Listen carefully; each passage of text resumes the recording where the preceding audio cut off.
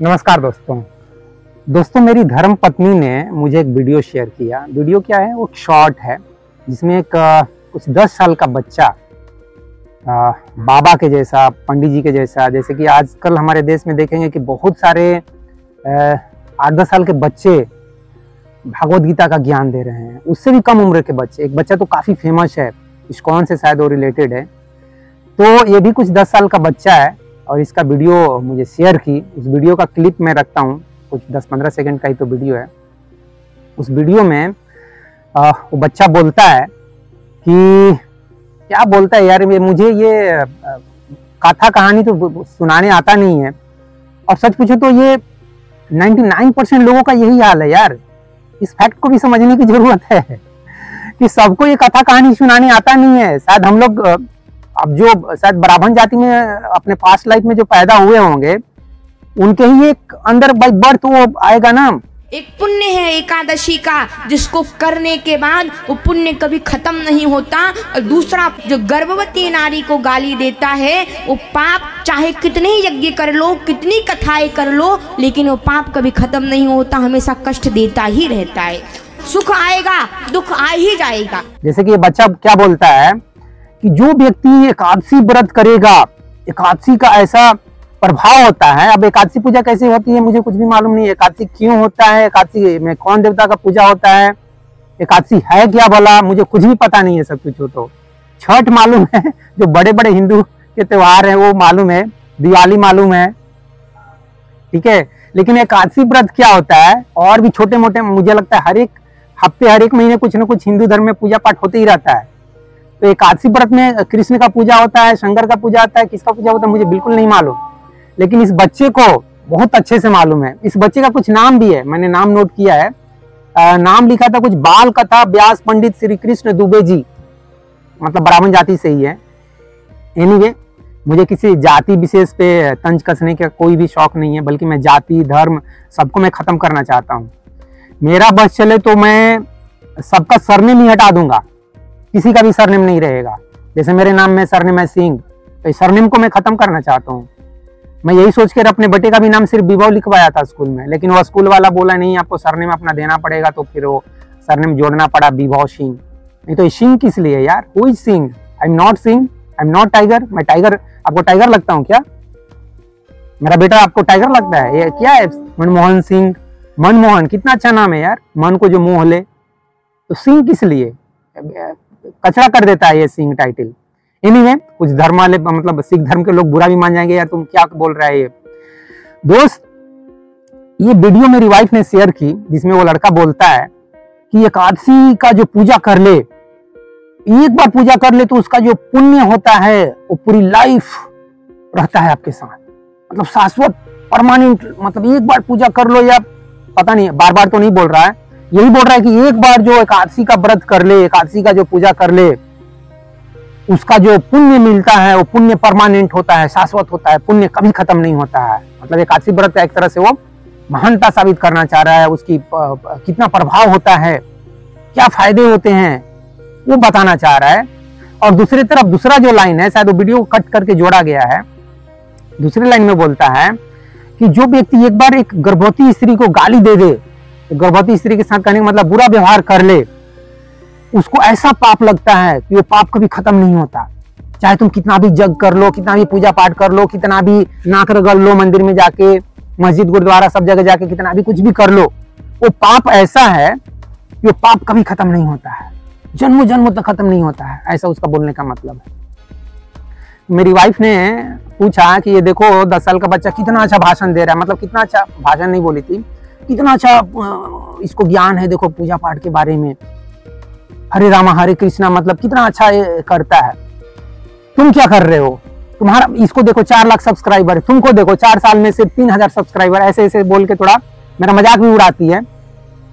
अब बताओ क्या करोगे तुम?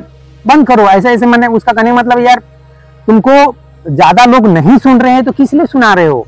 ये देखो इस तरह से सुनाओ। उसका कहने का मतलब था कि ऐसे पूजा पाठ सुनाओगे, हरे रामा हरे कृष्णा करोगे, जया किशोरी के जैसा कुछ इमोशनल ड्रामा करोगे, इमोशनल स्टोरी सुनाओगे राम के बारे में, कृष्ण के बारे में, वेद पुराण के बारे में, तो लोग सुनेंगे, लोग कहानियों से अटैच होते हैं।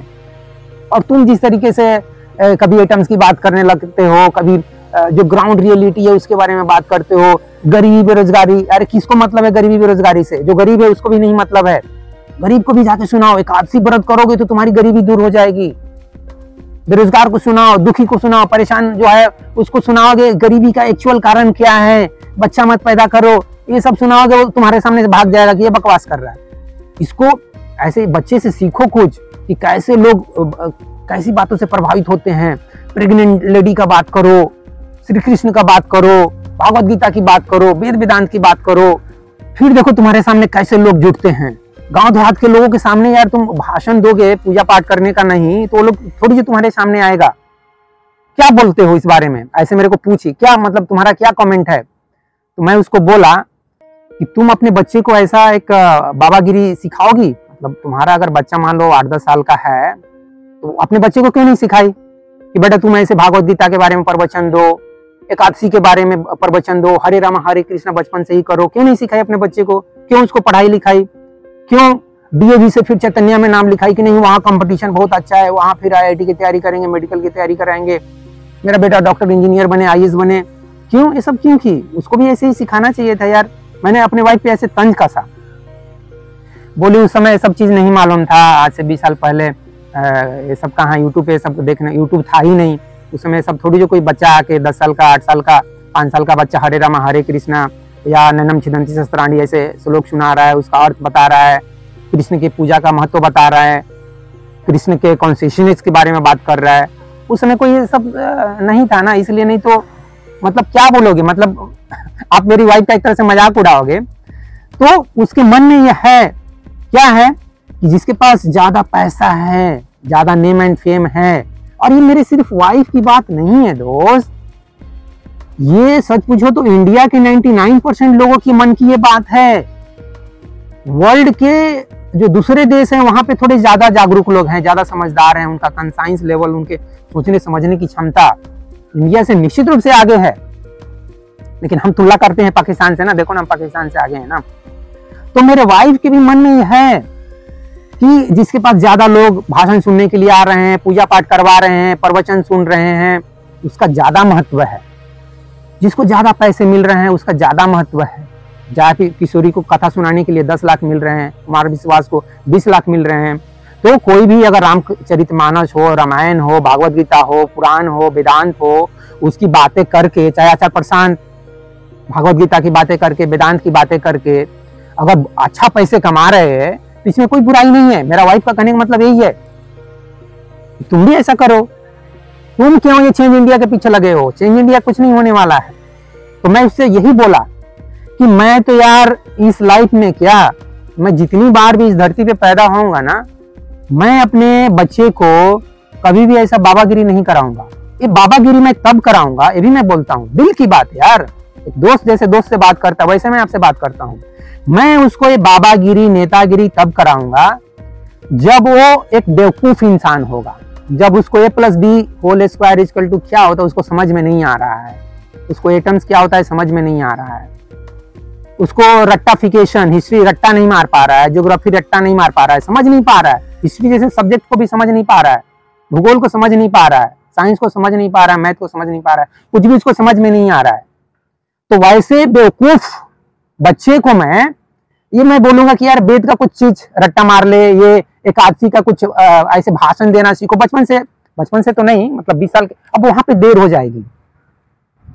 अगर 20 साल के बच्चे को ये भागवत गीता सिखाने की कोशिश करोगे तो फिर मुश्किल हो जाएगा। यही चीज तो मेरे बेटे के साथ दिक्कत होती है। मेरा बेटा IITian है, जैसा कि मैं बार बार बोलता हूँ, तो उसको भी मैं बोलता हूँ कि बेटा अगर तुम आचार्य प्रशांत के जैसा भागवत गीता के बारे में सुनाते हो, वुमेन एम्पावरमेंट के बारे में सुनाते हो, क्लाइमेट चेंज के बारे में सुनाते हो, तो अच्छा पैसा है यार। या तुम अगर अच्छा खासा पढ़ाने लिखाने में भी ठीक ठाक हो, कोचिंग वोचिंग खोल लेते हो, जैसे कि बहुत सारे IITian खोले हुए हैं, चाहे IITian नहीं हो वो लोग भी खोले हुए हैं, तो ऐसा बहुत अच्छा पैसा है। ठीक है, तो अपने बच्चे को तो मैं अगर मान लो कि वो ऐसे बाबागिरी और नेतागिरी वाला धंधा तो मैं कभी भी करने के लिए नहीं बोलूंगा। उसको मैं बोलूंगा हमेशा कि यार पढ़ो लिखो, ठीक है, डॉक्टर इंजीनियर नहीं बन पाते हो तो फिर है ठीक है, उसके नीचे कुछ करो। जैसा कि मैं उसको रियल लाइफ में भी यही बोला हूँ कि यार IIT नहीं है तो NIT, NIT नहीं है तो और उसके नीचे वो नहीं तो बैंक, रेलवे, ये सब वो भी नहीं है तो चलो मैं एक दुकान खोल लूंगा। ये भी मैं बोलता था कि एक मिठाई का दुकान, वहां पे खाते रहना, खिलाते रहना। ये रियल मैं बात करता हूँ अपने बच्चे से। अपने बच्चे को कभी भी मैं यार 7-8 साल का एज में ना ये बाबागिरी कभी भी नहीं बोलूंगा कि ये सब बाबागिरी करो। ये एकादशी व्रत क्या होता है, छठ व्रत क्या होता है, ये कोई प्रेग्नेंट लेडी को एक बार गाली दे दोगे तो कैसे परमानेंट पाप लग जाएगा, या क्या परमानेंट पुण्य होता है, ये स्वर्ग क्या होता है, नरक क्या होता है, ये सब जितने भी मतलब मेरे को अगर मतलब पावर दोगे ना तो ये सब तो पहले चैनल ही में बंद करवा दूंगा। ये जितने भी बच्चे इस तरह के प्रवचन दे रहे हैं हरे रामा हरे कृष्णा वाला, इन्हें मैं क्या यार, कृष्ण भी पैदा होंगे तो कृष्ण भी बोलेंगे बकवास कर रहा है, कृष्ण भी बोलेंगे वो बच्चे को जो 6-7 साल का बच्चा होता है ना, बकवास करते रहता है हरे रामा हरे कृष्णा, उसके बारे में तो आचार्य प्रसाद भी बोलते हैं। किसी भी बच्चे को यार ये सब बाबागिरी मत कराओ यार बचपन से। उसको बाबागिरी कराना भी है ना तो उसको 20 साल का एज में कराओ। उस समय बोलो ये भागवत गीता रट्टा मार लो, ये वेद की कुछ ऋचाएं रट्टा मार लो, ऋचाएं बोलते हैं क्या बोलते हैं, दोहा सोलो कुछ रट्टा मार लो, और तब अब भाषण देने का प्रैक्टिस करो। यूट्यूब पे पहले प्रैक्टिस कर लो, अपने बात में दम लाओ, गट्स लाओ, ऐसे आचार्य प्रसाद बोलते हैं वैसे गट्स लाओ, और फिर भागवत गीता के नाम पे धंधा शुरू कर दो। तो मैं अपने बच्चे को तो ऐसा सिखाऊंगा यार। इस जन्म में भी यही किया, बाबागिरी तो नहीं कर रहा है अभी, क्या कोई कंपनी IT कंपनी ज्वाइन कर रहा है, ठीक है, और वहाँ कुछ 8 से 5 या वैसी 8-10 घंटे वाली जो ड्यूटी होती है, जैसा मैं नॉर्मल हमारी ड्यूटी होती है 9 से 5, 8 से, तो वाली ड्यूटी वो 10 घंटे वाली ड्यूटी करने वाला है। तो यार मेरी वाइफ कितना भी मुझे लेक्चर सुनाए, मेरा जो पॉइंट ऑफ व्यू है वो हमेशा यही रहेगा। चेंज इंडिया से मुझे कुछ ज्यादा मतलब नहीं है यार। बदले तो बदले, ना बदले तो मत बदले यार। मैं कौन गांधी जी के जैसा डंडा लेके दंडी मार्च कर रहा हूँ, या गौतम बुद्धा के जैसा एक धोती पहन के ज्ञान देने निकल रहा हूँ। मेरा लाइफ वही है। सैटरडे संडे जब छुट्टी का दिन होता है, आके ये थोड़ा 10 मिनट प्रवचन सुना देते हैं। इसे प्रवचन समझो या एक दोस्त की बात समझो, एक दोस्त की दिल की पुकार समझो, जिससे कि भारत बदल सकता है। अगर तुम या आप, जो भी मैं बोलूं, आप अगर मेरी बातों पर ठीक ढंग से एक दोस्ती और प्रेम के साथ मेरे ऊपर विचार करो, मेरी बातों के ऊपर विचार करो, तो निश्चित रूप से पूरा देश बदल जाएगा यार। पूरे देश से गरीबी, बेरोजगारी या शिक्षा, भुखमरी, ये पॉल्यूशन, ये ट्रैफिक कंट्रोल, लाखों लोग रोड पे जमा लगाए हुए हैं, हॉस्पिटल में वैसे ही भीड़ है, ट्रेन में वैसे ही भीड़ है, बस में वैसे ही भीड़ है। ये जो इतना भीड़ भाड़ है ना, सब धीरे धीरे खत्म हो जाएगा। आप इतने ज्यादा जागरूक हो जाओगे कि जागरूकता ही सारी समस्याओं को खत्म करेगा भाई। ये एकादशी का व्रत, ये शिव जी की पूजा, ये शंकर भगवान का पूजा, ये छठ व्रत, ये सब नहीं खत्म होगा। ये सब खत्म नहीं कर पाएंगे आपकी समस्याएं। भले ही आचार्य प्रसाद छठ व्रत के बारे में चाहे कितना भी तारीफ क्यों ना करें, कुछ नहीं होगा। ये सूरज भगवान इधर सामने है, सूरज भगवान को मैं भी नमस्ते करता हूँ। क्यों नमस्ते करता हूँ? क्योंकि मेरे को यही यार एक बहुत बड़ी शक्तिमान, बहुत शक्तिशाली चीज लगती है यार। उसी से एनर्जी मिलता है। वहां पे जो न्यूक्लियर फ्यूजन हो रहा है, हाइड्रोजन रिएक्शन करके हीलियम बना रहे हैं, और करोड़ों टन, अरबों टन एनर्जी निकल रहा, वो एनर्जी हमारे पृथ्वी पहुंच रहा है। उसी एनर्जी से हम जिंदा हैं। और इसलिए मेरे लिए सच पूछो तो यही सूरज मेरे लिए एक भगवान के जैसे हैं। वैसे तो पूरे मैं ब्रह्मांड, पूरे अस्तित्व को भगवान बोलता हूँ, उसका भगवान का ये अंश है। सूरज भगवान इज नथिंग बट उसका एक पार्ट है। जैसे हम एक छोटे से पार्ट हैं, बहुत छोटे से पार्ट हैं, उसी तरह से सूरज एक पार्ट है पूरे ब्रह्मांड का। पूरा ब्रह्मांड, ब्रह्मांड थोड़ा हिंदी वर्ड हो जाता है यार, हिंदू धर्म से रिलेटेड हो जाता है। यूनिवर्स बोलो, बट अगेन यूनिवर्स बोलोगे साइंस का टर्म है, टर्म को गोली मारो। मैं ये बोलता हूँ कि पूरा ये यूनिवर्स या ब्रह्मांड, इसी को मैं भगवान समझता हूँ। उस भगवान का एक सूरज जो छोटा सा पार्ट है, चांद जो है छोटा सा पार्ट है, ये पेड़ पौधे छोटे से पार्ट हैं, हम और आप भी एक छोटे छोटे पार्ट हैं। ये इसमें सच पूछे तो अध्यात्म भी आ गया, साइंस भी आ गया, और एक तरह का ये, इसी को विजडम बोलते हैं, इसी को समझ बोलते हैं। ये समझ की बात है। तो ये समझ पैदा होनी चाहिए यार आपके अंदर, सबके अंदर, मेरे अंदर। ये जो मेरे अंदर समझ है, ये समझ से हमारा देश चेंज होगा, ये दुनिया बदलेगी। ये एकादशी व्रत, ये छठ व्रत, ये कृष्ण की पूजा, ये राम की पूजा, ये सब पूजा पाठ से ये देश नहीं बदलेगा। ये साइंस से देश बदलेगा, टेक्नोलॉजी से देश बदलेगा कि कैसे पॉल्यूशन को कंट्रोल किया जाए, कैसे ट्रैफिक जाम को खत्म किया जाए, उसके बारे में क्या टेक्निक निकाला जाए, फ्लाईओवर कितना बनाया जाए, कितना बनाओगे। पॉपुलेशन को कंट्रोल करने की जरूरत नहीं है, बस फ्लाईओवर बनाते जाओगे, एक के बाद एक ट्रैक बनाते जाओगे, रेलवे ट्रैक, बस ट्रैक, ये सब बनाते जाओगे। यही समाधान है, कुछ कंट्रोल करने की जरूरत नहीं है। जरूरत है एनीवे 100 बात की एक बात वही है दोस्त, कि मैं इस जन्म क्या, आने वाले हजारों जन्म में भी, जैसा कि मेरी वाइफ बोल रही है, मैं कभी भी अपने बच्चे को ऐसा बाबागिरी करने के लिए नहीं बोलूंगा। मैं उसको बाबागिरी तब बोलूंगा जब वो 20-25 साल का हो जाए, उससे कोई एक ग्रुप डी का भी एग्जाम नहीं निकल रहा है, ठीक है, वो एक लेबर और चपरासी का भी नौकरी नहीं पा रहा है, तब मैं उसको बोलूंगा बाबागिरी। तो अब उसके लिए थोड़ा सा दिक्कत होगा, मैं बोलूंगा अब नेतागिरी करो, क्योंकि नेतागिरी में पढ़ाई लिखाई का कोई जरूरत नहीं है। नेतागिरी कोई भी एमएलए एमपी बन सकता है, सीएम पीएम कोई भी बन सकता है। तो एक 20-21 साल के मैं बच्चे को बोलूंगा कि तुम बाबागिरी नेतागिरी करो। जैसा कि एक शॉर्ट वीडियो मैंने बनाया है कि हमारे देश में 50 करोड़ बाबाओं की, गुरुओं की जरूरत है। ये 50 करोड़, मैं तो कहता हूं यार, जितने भी हमारे देश में गरीब और बेरोजगार और शिक्षित लोग हैं, उनको 2 काम करने की जरूरत है, एक बाबागिरी और एक नेतागिरी। और हमारे देश में लगभग 100 करोड़ लोग गरीब और बेरोजगार हैं, लगभग अशिक्षित हैं। उनको ये एटम्स की बात थोड़ी सी समझ में आती है, बिल्कुल भी नहीं समझ में आती है। हमारे देश में मुश्किल से 50 करोड़ लोगों की ये एटम की बात समझ में आती है, इलेक्ट्रॉन की बात समझ में आती है। 100 करोड़ लोगों को बिल्कुल समझ में नहीं आती है ये साइंस की बातें। ये क्वांटम की तो बात बहुत दूर की बात है। तो यार जो कोई भी बच्चा नहीं, मतलब 15-20 साल का या 50 साल का, अनपढ़ हो, गंवार हो, गरीब हो, बेरोजगार हो, तो तुम ये एकादशी व्रत के बारे में बात करो। सामने में मैं ये सोचता हूँ कि 100 करोड़ लोग ऐसे एकादशी व्रत की बात करेंगे, छठ व्रत की बात करेंगे, पूजा पाठ की बात करेंगे, ठीक है, तो फिर उनके सामने में ये बैठेगा कौन ये ज्ञान लेने के लिए? कोई नहीं देगा यार। सब ज्ञान नहीं लेगा तो सब ऐसे धंधा सबका बंद हो जाएगा। इन सबका धंधा ही तो मैं बंद करना चाहता हूँ। जो कोई भी धर्म के नाम पे धंधा कर रहा है, चाहे वो बच्चा हो, बूढ़ा हो, कब्र में टांग लटकी हो, सबका मैं धंधा बंद करना चाहता हूँ।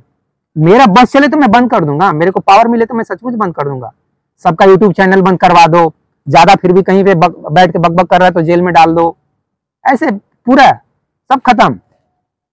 एनीवे दोस्तों, ये बात इतना, अब बोलोगे यार तुम इतने गुस्से में क्यों बात करते हो? गुस्सा क्या बोले, वाइफ जिस तरह से मेरे को तरह से समझो डिमोरलाइज करती है, ये देखो तुमसे ज्यादा ये बच्चा कमा रहा है, तो उसका ध्यान पूरा पैसे पर है, सब्सक्राइबर पे है।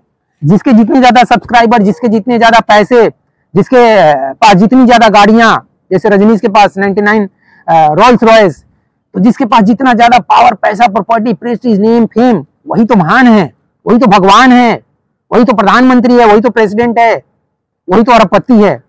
लेकिन मैं कहूंगा कि अगर मुझे अरबपति बनना पड़े तो मैं यार ऐसे घुमा फिरा के धंधा नहीं करूंगा। भगवत गीता के नाम पे, एकादशी व्रत के नाम पे लोगों को जुटा के, बेवकूफ लोगों को कुछ सुना के, मैं ऐसे धंधा नहीं करूंगा। मैं क्या करूंगा, सीधे बैंक रोबरी यार, सीधे बैंक में डकैती डालो, डिजिटल डकैती, डिजिटल फ्रॉड करो।